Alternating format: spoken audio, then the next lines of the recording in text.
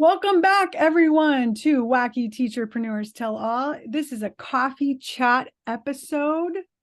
I am in the deep, deep woods.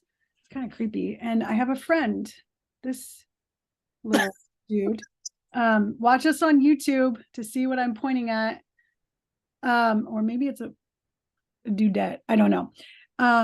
So this episode is a little different than our normal coffee chats. We are going to practice our coaching skills.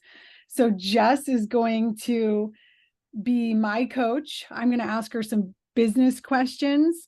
And then I don't know if Jess has questions for me, and I can practice my coaching skills on Jess. I feel like a lot of coaching is just listening, really. I mean, a good coach is a good listener. That's just my opinion. I don't know if anyone listening is thinking about starting a coaching business. I am actually. That's one of the things I want to be coached on. Jess, what's your background? I think it's Santorini, Greece, and I'm going there this summer. So I put it there. I'm going to Greece this summer. Wow. And I'm leading a trip of 20 teachers to Greece, and we're going to go spend a couple days in Santorini. It's that beautiful place with all the blue domes and the white buildings right on the sea. Yes. I actually really cool. Been to a city like that called Catechus, Spain. Did you say Greece? Yeah, Santorini, Greece. This Catechus place on the Mediterranean looks very similar to the picture that you have in the background. Beautiful. That's so exciting. I'm so excited to hear about that trip. Okay. Do you want to coach me first, or do you want me to coach you first? Well, you seem to have some burning questions, so let me hear them. I'm going into coach mode. Okay. So I dissolved a membership that I had called Workshop Teacher School. So I ran that membership for 2 years, maybe 3, I can't remember. And every month, it cost $25 a month. And I provided workshop units to workshop teachers, right? And I have a year's worth of curriculum. I have 2 courses, all on Kajabi. And I decided to dissolve it, or just stop it. And I emailed everyone, and I basically said, if you've paid $370 total, you have access to everything for life. I'm no longer charging you a monthly fee for this, because I had it for so long and so many people had been paying me for so many years, that I just, and also workshop is out right now in education, right? It's one of those situations where, I really do think that workshop has some really, really, it's the most engaging way I've ever found to teach. It's the most engaging curriculum I've ever found. I don't know about you, Jess, but workshop to me, and it's also super simple to plan and everything. So I still feel passionately about the workshop method, but I also see the many problems with it in terms of like equity, and it often works for kids who already know how to write and already know how to read, and the kids who struggle with reading and writing, it's not the best way to teach, right? And that's kind of what we're learning through the science of reading and all of that, the things that we're learning about the importance of direct instruction and background knowledge. Okay. So I've really accumulated a lot of knowledge about equity and why workshop isn't the most equitable method of teaching, right? And so because of that, I've had to rebrand, and I've had to kind of pivot, and it's been hard. And I've been losing money because now I don't have recurring revenue from my membership. But I'm thinking about launching another membership. And I also changed my podcast name. So it used to be called the Workshop Teacher Podcast. Now it's called Empower Students Now, a podcast about equity, neurodiversity, mindfulness, and engagement. And so those are kind of like the top topics, subjects that I want to help teachers with. So my question is, how should I mean, all of my materials that I made could help teachers with becoming more equitable in their teaching practices, engaging their students, but it's all still workshop materials that live in my library, right? So how the heck do I shift? That's what like, what do I do? Like, and I'm wondering if, I kind of know the answer to my question already, but I'm curious what you think. Like, launching a new membership. What do you think? Like, what is your experience with memberships? And do you think they should include a community aspect, or do you think teachers are more interested in just the curriculum? So what is the community aspect in a membership? What do you offer to the community? Do you offer like weekly chats? Do you offer Facebook group? Like, what do they get? Like, how is it different than just having all the curriculum stored in like a warehouse? Yeah. So when I had my membership a couple of years ago or a year ago, it was monthly meetings. We would have monthly Zoom calls. And so I would have teachers come, and sometimes it was the same teachers every month. And sometimes it was new people coming in. But I think the most that ever came, I had, I think 120 members, like, when it was at like the most people. People come and go, right? Maybe it was 150. I don't remember. But the monthly things, only maybe 3 or 4 people would show up. And so that's why it kind of got a little bit like, do they really want this? And so I think part of me answering this question is I need to talk to people, like that still listen to my podcast even after it's been rebranded. I need to find out, what are people interested in getting from me, and what would they want help with from me, right? Because my podcast has been around for a while. Well, I think you could ask people, right? But the people that you've attracted, they already knew what they wanted. That's why they signed up to, be with you, right? They already knew what they wanted. There's nothing new that you could really invent for them because they already had been a member, right? And so like, we're looking at like attracting new members, or are you looking at like do you want the old members to rejoin, or do you want new people to join this? That's a great question. And you're demonstrating that you're an amazing coach because you're listening and asking questions. And I feel like that is like the key to coaching, right? From what I've read. Yeah, that's a really good question. I think both, I think there's people that follow me. I'm pretty sure I have 100 super fans. I know that because of my podcast statistics. So I know that there are 100 engaged listeners, right? Like 100 people are listening every week, every time I put an episode out. And all of my episodes recently have been about equity. I probably have, 6 months worth of content about equity, about social justice. So I know people are still following me.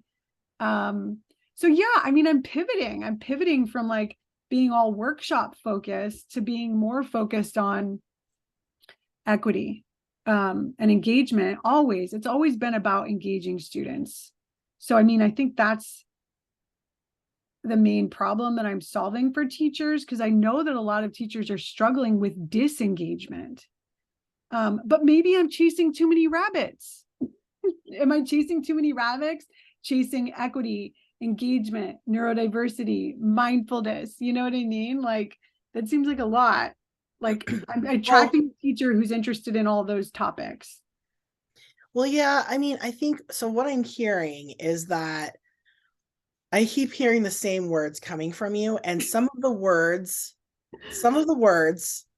they also had to do with your workshop lessons. Yeah. One word you kept repeating for workshop and empowering students, engagement, Yeah. right? That is your unifying word, engagement. You create engaging lessons. And so I think like, and what does engaging really mean? It means they're fun. Yeah. You create fun and engaging lessons. And, you know, you've even said, like, well, I know we've had a little debate about workshop a really long time ago. And something that I always felt about workshop is it's very boring, but you found a way to insert fun into workshop, and everything you make, there are these elements of fun, right? Like you've taken something boring like workshop, the most boring program on the planet, and you made it very fun with your creativity and your ideas because you like being in front of a class and like having fun with them. That is what, that is your special gift, is that you bring the fun into Who do any. you? True, thank you. So, so I was thinking, like, when you're talking, I'm like, okay, so like you're worried about not reaching, you know, the old, like you don't want to do the workshop anymore, but all of your products have to do with workshop. But do they have to do with workshop, or do they have to do with fun?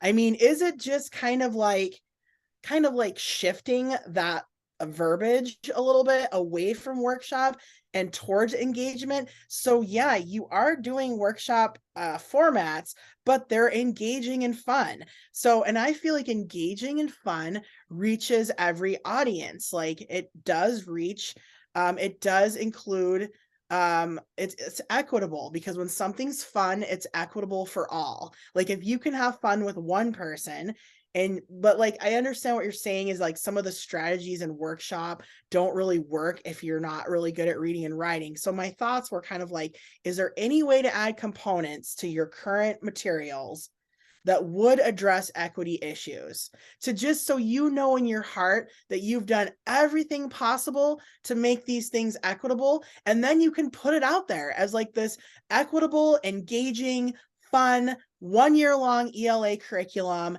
And I just feel like there's so many people that would be interested in it. It could be your former members, it could be new members. I was thinking while you were talking, it could be homeschool. Like I know you're kind of getting into like the whole homeschool world. I mean, I know that you write your lesson plans so complete and thorough that a homeschooling parent could follow them. Yeah. So like homeschool market, private schools, like I know like public schools are stepping away from workshop models, but are private schools leaning into them because they actually do work and create better writers and people want to get into good colleges? I mean, private school market, homeschool market, I see a lot of markets for this still, you know. So I mean, I think that you're worried that if you kind of switch and pivot from the word workshop, that you're going to be like losing people, but I think you're going to be gaining people, because like I would just take that workshop word out and just put engaging and fun ELA lessons, and maybe you can find a way to insert. I know you've already done a ton of research on this, on how to make workshop more equitable.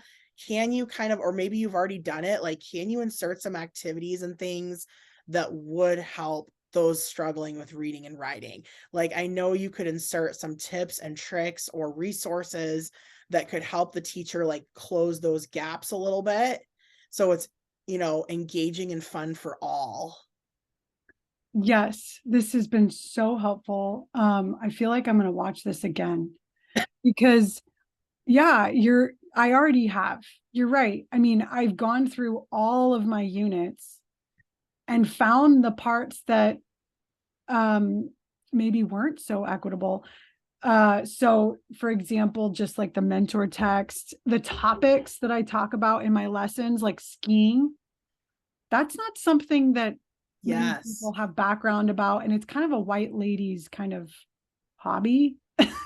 So I changed that unit, I have done a lot to change it and look at it through an equity lens. I think really this comes down to copy, my copy, and like shifting my copy. And also, I don't know, like, what do you think about this? Do you think that teachers have time for a community? Do you know what I mean? Like teachers who are working full time, do you think they're looking for a community to join so that they have other teachers who have similar values as them to talk to No, every and especially not ELA teachers, because ELA teachers spend the most time grading. I know. So much time grading, so much time working. I think what they want is what you have. They want an easy curriculum that's fun and engaging. Here you Yeah. go. It's all done for you. Like you're a first year teacher, or maybe you're a 15th year teacher, and you've been trying different things. Maybe you switch schools and, oh, this school doesn't have an ELA canned program. So what am I going to get? I'm going to get Amanda right now's 1 year long ELA engagement program. Yes, this is going to be all the lessons I need for a whole year. Sign me up. I mean, I think that the kind of teacher that I think you're going to draw in is just like wants something different, fun, engaging, equitable. And what they're looking for is not necessarily a connection from other people, but they're looking for the content and maybe a connection to you, because you're the one, like some sort of connection, like a personal. And I think you do so good in your emails, sending those personal connections to people through your emails. Like I've gotten your emails, I'm on your email list. Like you do a really good job connecting with the reader. So I think that that's personal enough. Like I don't think that your people are necessarily going to need a Facebook group right away or something like that, like a community chat. But I think just having access to you and knowing like, how could I ask her a question? Or maybe, could you have like office hours or something, like where people could come and ask you about things, or maybe they even pay you for your time to help them with things. I mean, consulting them. I mean, this is how I see, like, I think you're the selling point. Like you're the community. And I mean, yeah, people love to bounce ideas off of other people. I'm just trying to imagine who would buy this, who would be, because if you're in a school where you don't really need this because they're telling you what to teach and how to teach it, right? Canned curriculum school, you're probably not going to buy this. So I'm seeing a lot of people out there that are like, oh, they're not telling me, like, I have no curriculum. I need curriculum. I need something to teach that's fun and engaging.